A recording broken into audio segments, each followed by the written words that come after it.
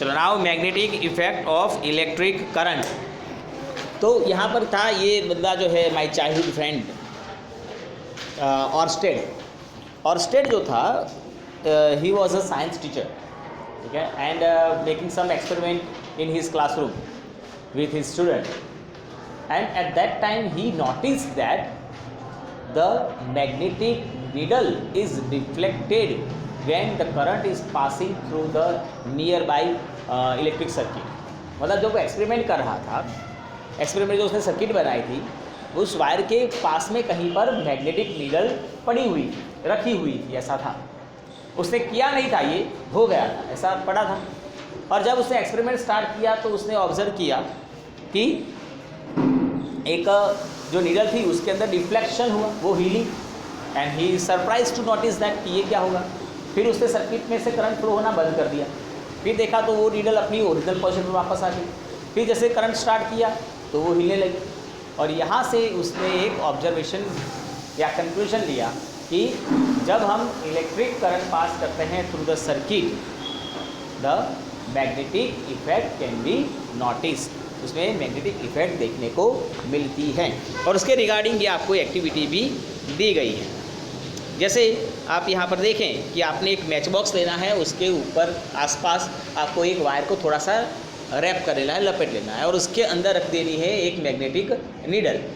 Magnetic needle आपने देखी, जैसे वो छोटे बहुत सारे खिलौनों में भी आती है, कंपास में वो स्केल के ऊपर भी लगाया होता है, ठीक है। ऐसा एक नीडल लेकर उसके अंदर रख देना है, और फिर उस वायर को आप बैटरी से कनेक्ट करके देखें। जैसे ही आप करंट फ्लो करवाएंगे, आप नीडल को ध्यान से देखेंगे, पता चलेगा कि वो थोड़ा सा डिफ्लेक्ट होगी, हिलेगी। डिफ्लेक्ट होना का मतलब अपनी ओरिजिनल डायरेक्शन से हिलना, हटना, चेंज करना। और जब जब ऐसा होगा, जब जब आप करंट उसमें से पास करेंगे, फ्लो करवाएंगे, तब तब आपको उसके अंदर डिफ्लेक्शन देखने को मिलेगा। So not the direction in which the compass needle is pointing and bring a bar magnet near the compass needle. Observe what happens। अगर आपने देखा आपके पास बार मैग्नेट है, you have seen bar magnet, एक simple सा magnet जो आता है स्टेशनरी में अवेलेबल होता है, नॉर्थ साउथ वाला, रॉड वाला। अगर आप वो भी मैग्नेटिक नीडल के पास में लाते हैं तो नीडल डिफ्लेक्ट होगी। अगर आप लाइक पोल्स को साथ में लाएंगे तो उसमें रिपल्शन होगा, और अनलाइक पोल्स को पास में लाएंगे तो अट्रैक्शन होगा। लाइक मतलब नॉर्थ नॉर्थ, साउथ साउथ, तो रिपल्शन होगा। अनलाइक मतलब नॉर्थ साउथ, तो उसमें अट्रैक्शन होगा। Now while watching the compass needle carefully move the switch on position, you will observe that the compass needle deflect, वो compass needle जो है वो डिफ्लेक्ट होगी।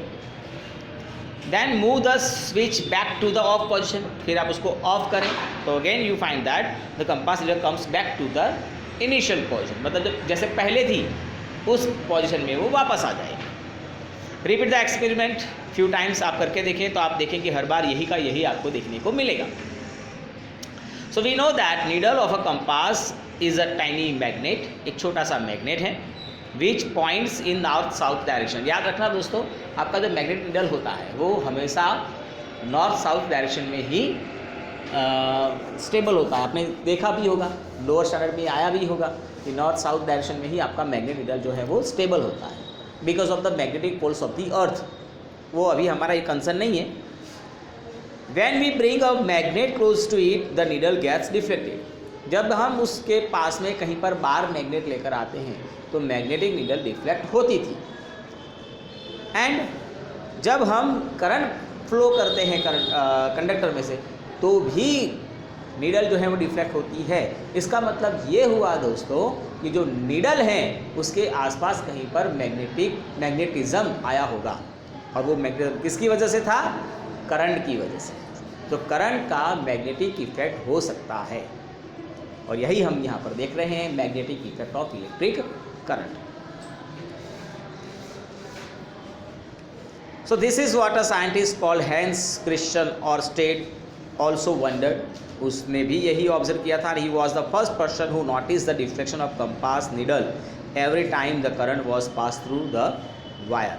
यही बंदा था जिसने ये पहली बार नोटिस किया था कि जब जब हम इस करंट कैरिंग कंडक्टर में से करंट फ्लो करवाते हैं तो उसके आसपास मैग्नेटिक इफेक्ट दिखाई देती है। और आपको अगर ऐसा करना है तो आप कर सकते हैं। आप एक ऐसा स्क्रू ले लें लंबा वाला, और उस स्क्रू के अंदर जो गैप्स होती है, ठीक है, वहाँ पर आपको एक पतला सा वायर को रैप कर देना है, लपेटना है, ठीक है। और फिर उस वायर के दोनों एंड को आप बैटरी से कनेक्ट कर दें। बैटरी से कनेक्ट करेंगे तो उस वायर में से करंट फ्लो हुआ होगा। फिर कुछ पिन्स ले लें आप आयरन की, जब आप उसको उसके पास में रखेंगे तो आप देखेंगे कि वो पिन्स जो हैं they will attracted towards the screw, जबकि स्क्रू तो पहले मैग्नेट नहीं था। अब क्यों बन गया? क्योंकि उसके आसपास अब आपने वायर को रैप किया हुआ है, और वो वायर के अंदर करंट फ्लो किया तो उसके अंदर मैग्नेटिक इफेक्ट प्रोड्यूस हुई होगी। फिर जैसे आप स्विच ऑफ कर देंगे या तो बैटरी से हटा देंगे तो पिन्स उससे अलग हो जाएगी। अब उसके अंदर मैग्नेटिक इफेक्ट नहीं है। मतलब जो मैग्नेट था, परमानेंट मैग्नेट, और ये मैग्नेट, दोनों में ये डिफरेंस है कि मैग्नेट में एक बार चिपकता है तो चिपकता रहता है, आपको उसको हटाने के लिए फोर्स लगाना पड़ेगा। यहाँ पे आपके पास स्विच है, स्विच ऑन करेंगे चिपकेगा, स्विच ऑफ करेंगे तो नहीं चिपकेगा। सो ये ज़्यादा हमारे लिए बेनिफिशियल है, ये ज़्यादा हमारे काम की चीज़ है। जो आपके जो बेल बजती है ना लेक्चर ख़त्म होने के बाद, वो इसी प्रिंसिपल के ऊपर काम करती है। इलेक्ट्रोमैग्नेट ही होता है उसके अंदर। So the next point is electromagnet. Electromagnet, देखो दो वर्ड है यहाँ पर, एक है मैग्नेट, दूसरा है इलेक्ट्रो। इलेक्ट्रो मतलब इलेक्ट्रिसिटी। इलेक्ट्रिसिटी की वजह से जो मैग्नेट बना है वो परमानेंट मैग्नेट नहीं होता है। आपने जो बार मैग्नेट देखा, मैग्नेट नीडल देखा, हॉर्सशू मैग्नेट देखा, वो सारे परमानेंट मैग्नेट हैं, जबकि ये इलेक्ट्रोमैग्नेट मतलब इलेक्ट्रिसिटी की वजह से जो प्रोड्यूस हुआ है वो, और वो तब तक रहेगा जब तक आप उसमें से इलेक्ट्रिसिटी फ्लो करवाते हैं। जैसे इलेक्ट्रिसिटी का फ्लो बंद हो गया, मैग्नेटिक इफेक्ट भी बंद हो जाता है। So here we have given one activity. Take about around 75 centimeter long piece of insulated flexible wire and an iron nail। ये तो वही है जो हमने अभी किया। देखो इंसुलेटेड वायर कैसा होता है, आपने कोई इलेक्ट्रिक मोटर देखी हो या तो वो कॉइल देखी हो जिसके अंदर कॉपर के वायर को रैप किया होता है, एक बड़ा सा कॉइल होता है, वो आप देखेंगे रेड कलर जैसा होता है, पतला सा वायर। एग्जैक्टली वो कॉपर का वायर है, लेकिन उस कॉपर के वायर के ऊपर कुछ इंसुलेशंस लगाए हुए हैं। इंसुलेशन मतलब वो रेड कलर लगाया होगा। वो रेड कलर क्या करता है, उस वायर को अलग करता है। जैसे हमने ये वायर देखे होंगे यहाँ पर, तो इस वायर के ऊपर रबर का आपको कवर दिख रहा है, लेकिन ये थोड़ा थिक होता है, वहाँ पर पतला सा लेयर होगा, वो हमें चाहिए। जहाँ पर सपोज़ आप रोड साइड जो शॉप्स होती हैं, वहाँ पर कहीं जगह पर लिखा होता है वाइंडिंग करी आपका माउस से, मोटरनू वाइंडिंग करी आपका माउस से, तो वो वाइंडिंग में वो यूज़ होता है इंसुलेटेड कॉपर वायर। अगर वो अवेलेबल होता है तो उससे आप ये एक्टिविटी करेंगे तो बेटर रिजल्ट आएंगे। और फिर स्क्रू के ऊपर उसको रैप कर देना, जैसे मैं आपको आगे बताया था, और ये बन जाता है आपके लिए electromagnet. So the coil in above activity behaves like a magnet when electric current flows through it. When the electric current is switched off, the coil generally loses its magnetism, and such coil are called electromagnets. ऐसे coil को आप electromagnets कहेंगे। The electromagnets can be made very strong and can lift very heavy loads. अब हमने इसे electromagnets को बनाए हैं इंडस्ट्रियली यूज़ करने के लिए। जैसे बड़ी बड़ी जो क्रेन्स होती हैं, क्रेन्स, उनके अंदर जैसे इलेक्ट्रोमैग्नेट्स लगाए जाते हैं जो कि आयरन का जो लोड है उसको इजीली उठा सकें। ठीक है, जैसे बड़ा सा वो है भंगार स्क्रैप, उसके अंदर आयरन के बहुत सारे आर्टिकल्स हैं, उसको उठाकर कहीं और ले जाने हैं, तो वो इलेक्ट्रोमैग्नेट की जो मैग्नेट होगा वो उसके ऊपर रखा जाएगा, तो सारे आयरन के आर्टिकल्स उसके ऊपर चिपक जाएंगे। उठाकर कहीं पर लेकर गए, फिर वहाँ पर इलेक्ट्रोमैग्नेट के अंदर स्विच ऑफ कर दी जाएगी, मैग्नेटिज्म ख़त्म हो जाएगा, वो सारा जो स्क्रैप है वो दूसरी जगह पर गिर जाएगा। सपोज आपने परमानेंट मैग्नेट लिया होता तो क्या होता, चिपकता, उसे अगर लेकर जाते भी सही, लेकिन फिर वहाँ से निकालता कौन, वो होता नहीं, क्योंकि वो चिपक जाते हैं। ठीक है, तो इसलिए हम वहाँ पर इलेक्ट्रोमैग्नेट्स को यूटिलाइज़ कर सकते हैं। बड़ी बड़ी कारें होती हैं, उससे उठाई जाती हैं, कार जो होती है उसके ऊपर ऐसे इलेक्ट्रोमैग्नेट रखा जाता है, वो चिपक जाएगा, उठाकर कहीं और छोड़ दिया जाएगा। छोड़ने के लिए क्या करेंगे, मैग्नेटिज्म ख़त्म कर दिया जाएगा। इसीलिए यहाँ पर इलेक्ट्रोमैग्नेट का यूज़ होता है। See, do you remember the crane about which you read about in chapter number 13? The end of such crane has a strong electromagnet attach to it. The electromagnets are also use to separate magnetic material from the junk. मतलब जो है scrap, उसमें अलग अलग बहुत सारा material है, iron भी है, कॉपर भी है, प्लास्टिक भी है, तो उसमें से आयरन के आर्टिकल्स को अलग करने के लिए ये इस तरह के इलेक्ट्रोमैग्नेट का यूटिलाइजेशन होता है। Doctor also use tiny electromagnets to take out small pieces of magnetic material that have accidentally fallen into the eyes. जो आयरन की फैक्ट्री में काम करते हैं वहाँ पर आयरन की डस्ट उड़ती रहती है, और ज़्यादा अगर प्रिकॉशंस नहीं लिए उस वर्कर ने तो उसकी आँख में ऐसे पार्टिकल्स गिर सकते हैं। तो वहाँ पर भी डॉक्टर्स इस तरह के मैग्नेटिक मटीरियल को यूज़ करते हैं। होता है आयरन के वो छोटे छोटे पार्टिकल्स आँख में गिर जाते हैं तो आँख को डैमेज कर सकते हैं। तो ऐसे ऑपरेशंस में doctors can utilize the electromagnets. And the last one is electric bell. यही बेल है जो आपके स्कूल में बजता है बार बार हर आधे घंटे में, ठीक है। तो इसमें जो इलेक्ट्रिक बेल है जो आपको फिगर में दिखाई गई है, इसी तरह का उसका कंपोजिशन होता है। Here it consist of a coil और wire wound and on an iron piece. तो आपको जो फिगर के अंदर नीचे जो स्प्रिंग जैसा दिखाई देते हैं दो, वो एग्जैक्टली कॉइल है। कॉइल का मतलब क्या होगा कि ये दो कॉपर वायर को रैप किया हुआ है।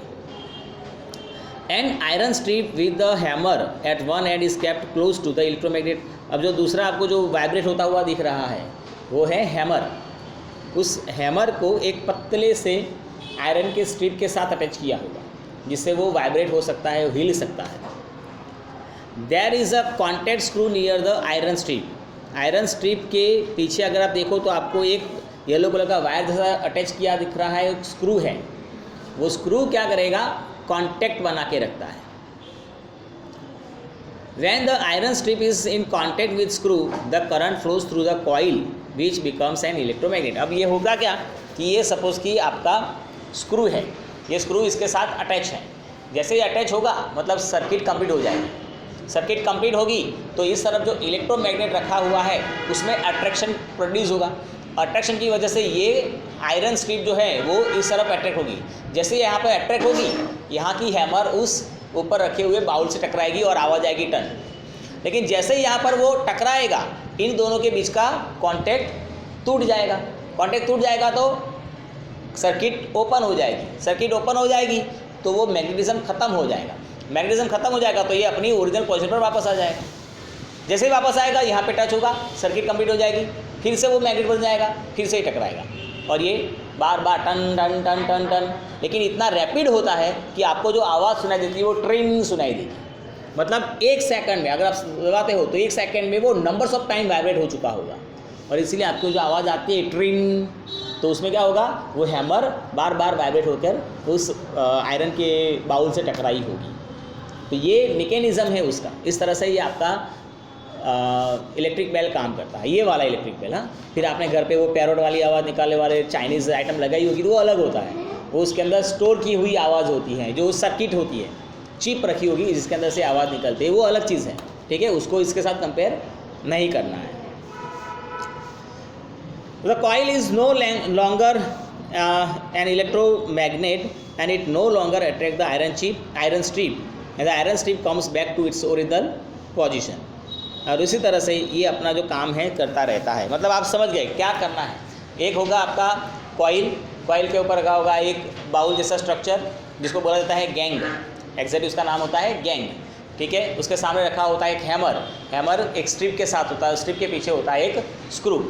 स्क्रू के साथ कांटेक्ट रहेगा तो सर्किट कंप्लीट होगी, ये टकराएगा, आवाज़ आएगी। जैसे टकराएगा, आवाज़ आएगी, स्क्रू के साथ कांटेक्ट टूट जाएगा, अपनी ओरिजिनल पोजीशन पर वापस आएगा, सर्किट कंप्लीट हो जाएगी, फिर से करंट फ्लो होगा, फिर से मैग्नेटिज्म आएगा, फिर से टकराएगा, फिर से वापस आएगा और ये प्रोसेस चलता रहता है।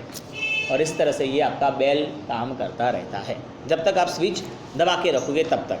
ठीक है, चैप्टर हमारा यहाँ पर ये ख़त्म हुआ।